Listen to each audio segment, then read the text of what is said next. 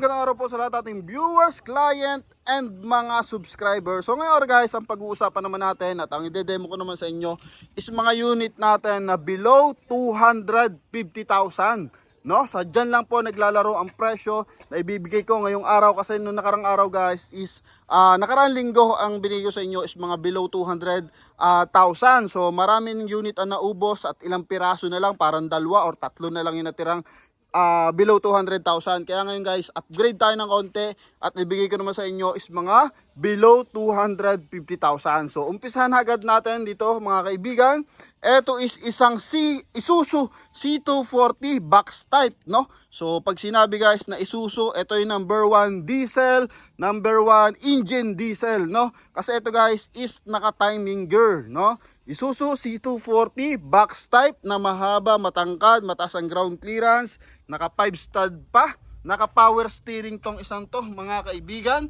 So if ever na iyong matitikpuhan tong isang to, is napakaganda lang ng presyo nito.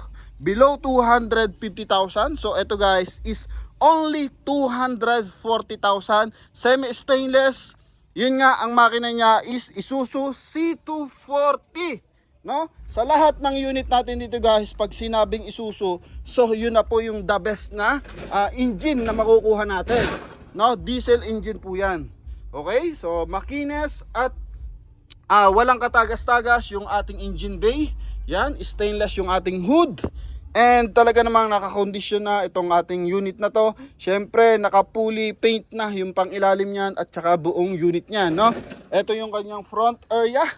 Yan, so tingnan nyo ng bahagya kung ito ba'y pasok sa inyong budget, pasok sa inyong pangkilatis. Box type po yan, medyo mataas yung kanyang ground clearance.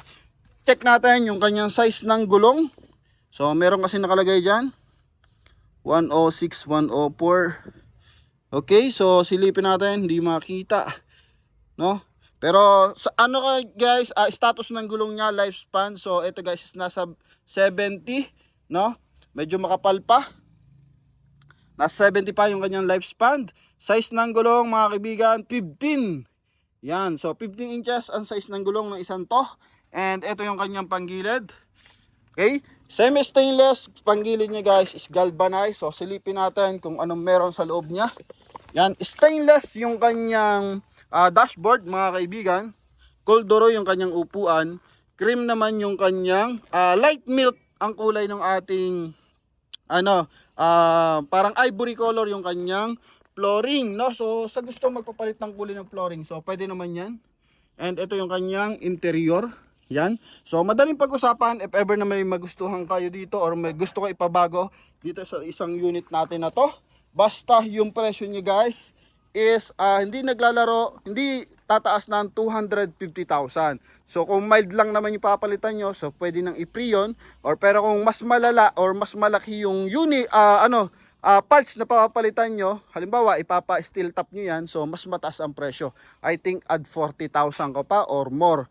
Yan. So pero kung ito naman as is na, kontingin na lang yung gusto nyo ipadagdag dito, mga sticker na lang. So basically 240,000 negotiable pa to mga idol, no?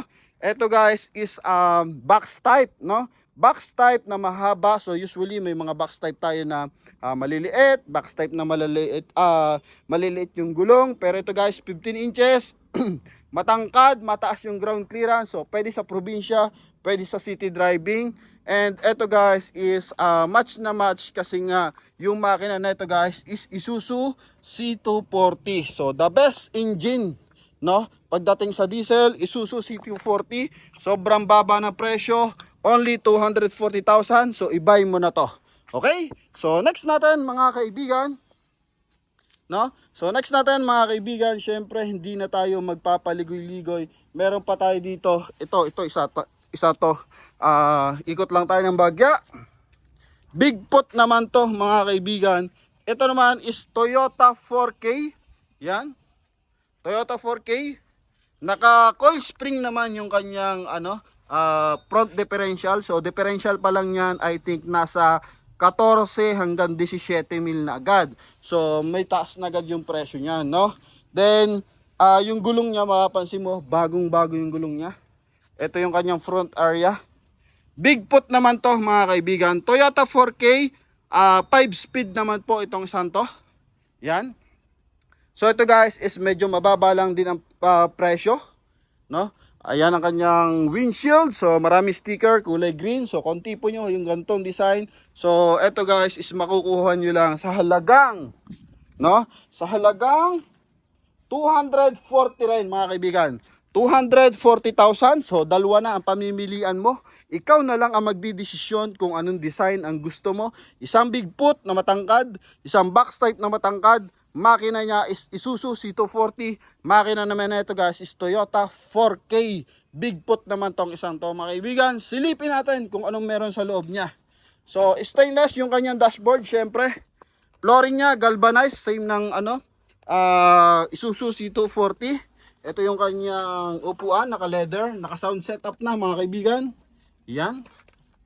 Advantage lang na itong isang to is ano siya, fully stainless yung kanyang body. Yan, so naka fully stainless. Ito yung likuran. Okay. Napakaganda ng mugs, tsaka ng kanyang gulong, sobrang kapal pa. Oh. Yan, so pag big foot, meron siya mga extender dito sa sidings. Yan, pang ilalim niya. Oh. Okay? So, yun nga lang advantage nito, stainless, yung kanyang buong body, and syempre, naka-coil spring yung kanyang front differential, yung kanyang front axle.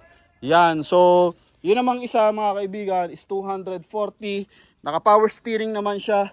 Galvanized yung gilid, same stainless, pero Isuzu yung makina. Okay? So, the next naman natin mga kaibigan. So, paikot-ikot lang yung ating presyo. No, mababa yung ating mga presyohan ngayon. FPJ pa rin, no?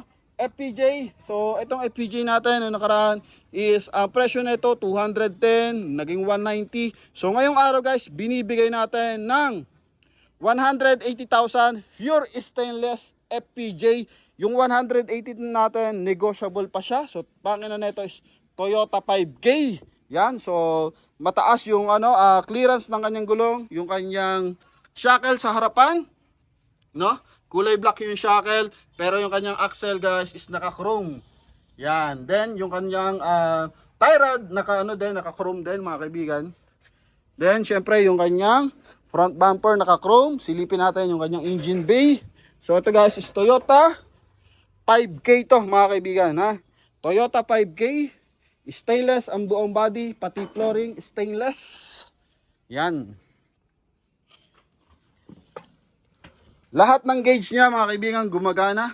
Maganda yung kanyang steering wheel, naka-leather na yung kanyang upuan. Ito yung kanyang likuran. Yun yung kanyang tawag dito, fuel tank. Yan yung access sa fuel tank natin pag magpapagas tayo. So, eto na yung hinihintay natin mga kaibigan.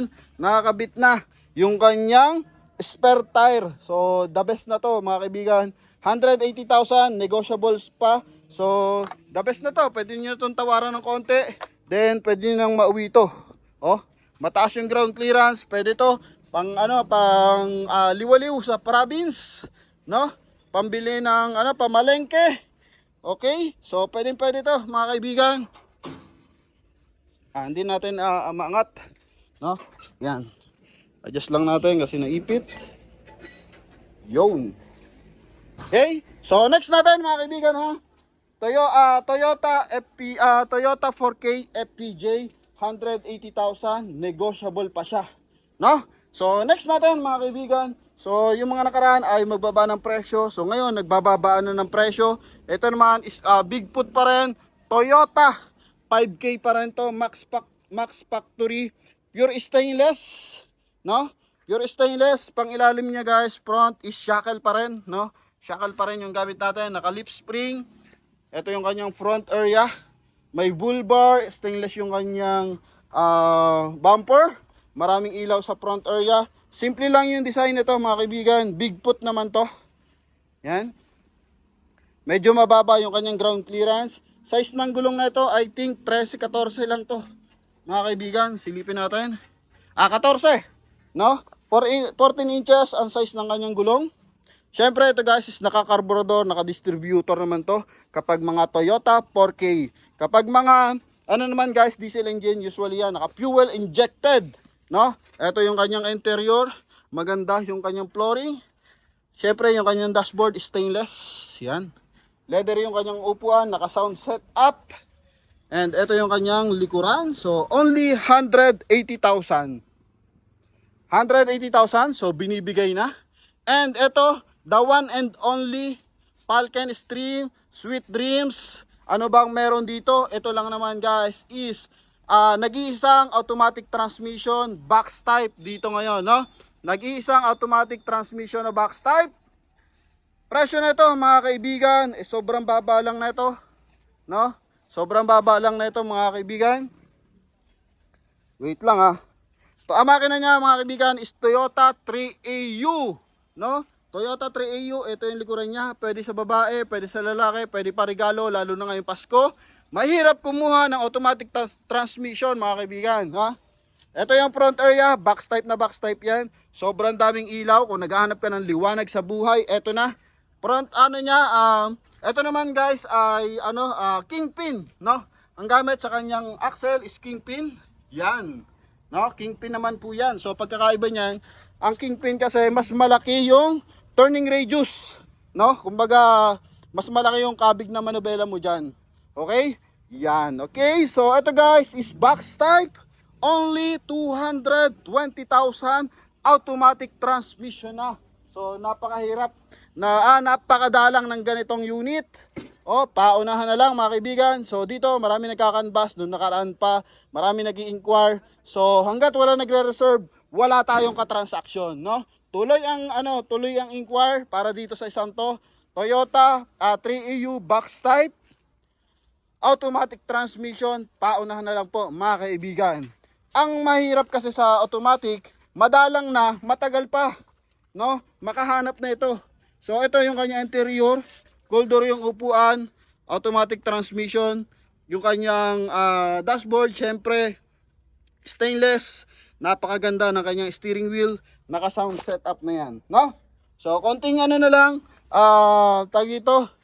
konting request na lang, magkakadil na kayo sa isang to, only 220,000, negotiable, mga kaibigan, no? Toyota 4K, tandaan nyo na, DNE 801, coding yan, Monday. And ito is box type po, no?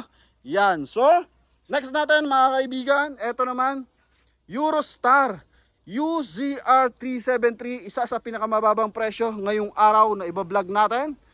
Victory. Ito naman guys is Victory, gawang Cavite. Silipin natin kung ano yung pang ilalim niya.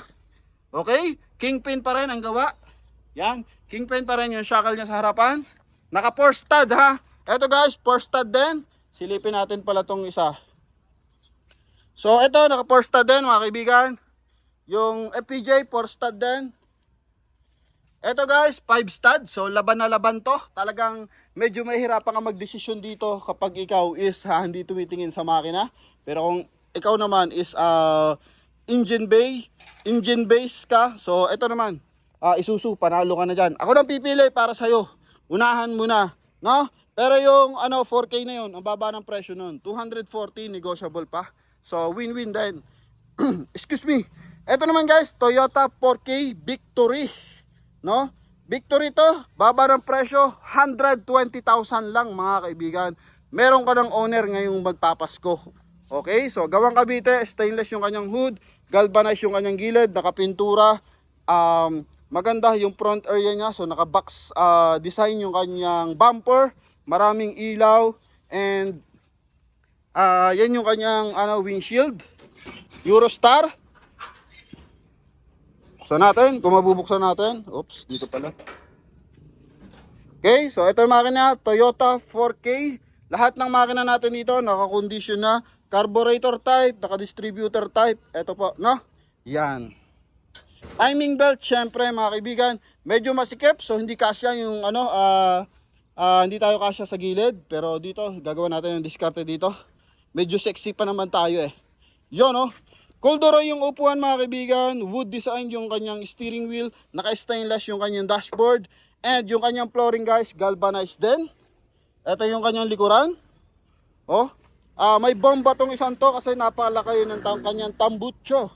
No, gift of God, tatanggapin mo na lang to. So panalo, 120,000 negotiable pa. So discount ka ng konti, baka ibigay na sa'yo ito, no? So okay ba yun? So next tayo mga kaibigan, kailangan mabilis kasi yung ating ibang viewers is na medyo naiinip. So kailangan tuloy-tuloy tayo and bigay natin na ibigay. So DKT 510, kambal nun, nung Milka na yon. So ito guys is 180,000. Tawag dito guys is pure stainless pa rin. Shackle yung gamit sa kanyang front axle. Yan. Then ito guys is naka 4 stud pa rin, no? Big foot siya na medyo lowered. Size ng gulong niya guys 14 pa rin. 14 ba? Tama. Clear lang natin mga kaibigan kasi iba-iba yan eh, no? Yan. 305, 13 pala to. Yung isa yung 14. Pero maganda yung combination ano niya, design ng kanyang mugs. Yan, 13. Malapad na pabilog. So ito guys is 13 by 165 by 80. Yan. Okay, so front area mga kaibigan, Toyota 4K tong isang to. Ito yung kanyang interior. So syempre kulduro yung kanyang upuan. Flooring niya is naka galvanized and kanyang dashboard guys stainless. Good lahat ng ano natin, fuel gauge. Syempre may stereo yan, may handbrake. So kompleto Ricardo mga kaibigan. Then silipin natin yung kanyang likuran. Ito yung kanyang likuran, no? May cover pa yung kanyang ano, spare tire. So ito yung tatlo. 180, 120, 180 ulit. Okay? Yan. So banatan natin, ikot ulit tayo. Tuloy-tuloy ang banat. So lahat ng ginagalaw natin ngayon mga kaibigan, dinedemo natin is below 250,000. So eto na, napakagandang design naman to. Chromax, gawang Chromax naman to. So handling by Chromax tong isang to. Box type naman siya. So mapapansin mo pag Chromax usually ng unit niyan is Isuzu, no? Tulad na itong isang to, Isuzu C190. So ito si Chromax, hindi lang siya nagpapa-display, bumubuo rin siya ng unit, nagre-restore rin siya ng mga unit. So ito, napakaganda ng gawa ng isang to. Chromax, box type, pure stainless to mga kaibigan. Silipin natin kung pati flooring niya is naka-stainless. Hindi, naka-ano lang to, galvanized lang yung kanyang flooring, pero buong sidings, hood, and syempre may ladder pa yan. So naka-stainless, box type yung design niya. Lowered, size ng gulong niya mga kaibigan is, di makita, 14 mga kaibigan, 14 to. Then naka 4 stud, shackle yung kanyang front area, front axle. Yan.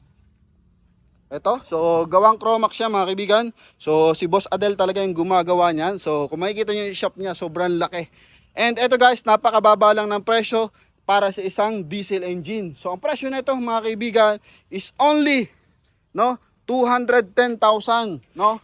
210,000, negotiable pa. Yan, no?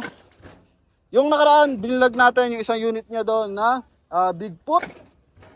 Ayaw pa, sumabit pa mga kaibigan. Di ma-open, ayaw makasama yung hood. Wait lang ha. Ito, si boss. Si boss, oh. Yung mabenta sa Baguiong owner, kanya yun eh. Oh. C190. Yun, oh. Fuel injected, syempre. Okay, ito. Isuzu C190. Makinas, walang katagas-tagas. Gawang Chromax. Yun, box type. No? Presyo 210,000 lang to, negotiable pa. So konting discount na lang mga kaibigan. Dashboard niya stainless. Then upuan niya naka-leather, naka-sound setup na. Flooring niya is galvanized mga kaibigan. Silipin natin kung ano yung likod niya. Ito yung likuran niya. Okay? Yan, so bilog yung kanyang mga taillight. And 14 yung kanyang gulong. Yan. So 210,000 diesel na po yan, no? Yan. So eto next natin. Magkano ba tong Godspeed na to? DKT nakasama na to eh, no? Silipin lang natin yung ano plate number, baka tayo maligaw. UBJ. So eto muna tayo mga kaibigan. Isa rin sa pinakamura dito ngayon, DME 553. Naka-steel top, baggy type, galvanized, semi-stainless lang to mga kaibigan. Yan o, semi-stainless, pinakamababang presyo, 130,000, Toyota 4K pa rin ang makina. Yan o, Toyota 4K. Bagong dating lang to, hindi ko pa ito nabablog, so paunahan na lang. Shackle din yung kanyang pangilalim. Ito yung kanyang front area. Medyo ano na to, magara na kasi naka-lowered type na siya. No? So silipin natin if ever na nakababa yung hood. Yaman ni Popcorn. So madalang yung naka-steel top. Kaya ito guys is panalo na, naka-steel top na. Coldor yung upuan, maganda yung kanyang steering wheel. Ito, may cover pa yung kanyang flooring. Then naka-sound setup na. Ang maganda dito pala mga kaibigan is meron siyang amplifier. So ito talaga is pang dagong dungan tong isang to, no? Yan. Okay, so next natin, nasaan na ba tayo? Ito, steel top. So silipin lang natin tong steel top na to. Nawala sa presyuhan ko to 719. DKT 719. Wait lang APB buggy type, Isuzu 5K. Ito ba 'yon? So ito nga Toyota 5K DBP 719, no? 5K yung makina. Pure stainless. So silipin natin kung stainless din ba yung kanyang ano. So hindi naka-stainless mga kaibigan. I think galing to sa labas na display yan. Ito is naka-leather na. Then galvanized yung kanyang flooring. Then naka-sound setup na. Then dashboard niya guys stainless.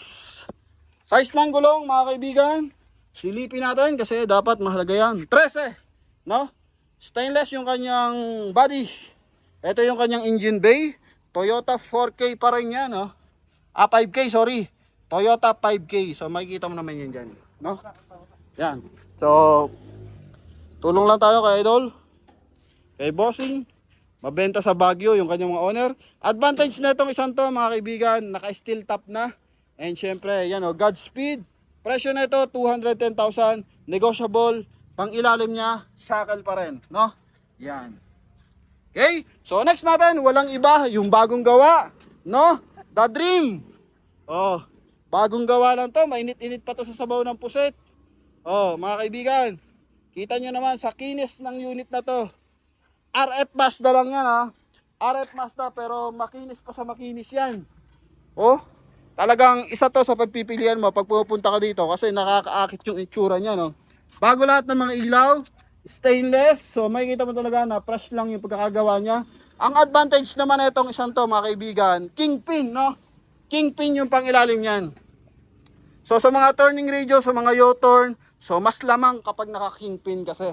No? Hindi siya naglalak o hindi siya nagti-3-port lang. So, nagti-3-port pero mas lamang yung iba kasi half lang no? Kailangan mo ulit umatras para makarecover ka. Pero dito guys, kapag kingpin, panalo na to. Then ito guys, RF Mazda. RF Mazda, diesel yan syempre, fuel injected. Naka-turbo ba to, boss? Hindi. Hindi naman siya turbo, fuel injected. So, ito ang may-ari niyan. Bossing, pa-discount daw. Sige daw Hanapin nyo lang si Boss Paralya, di ba? Yun, si Bossing Paralya. Lahat ng unit niyan tumatakbo ng Baguio, kaya wala kayong ka-worry-worry, no?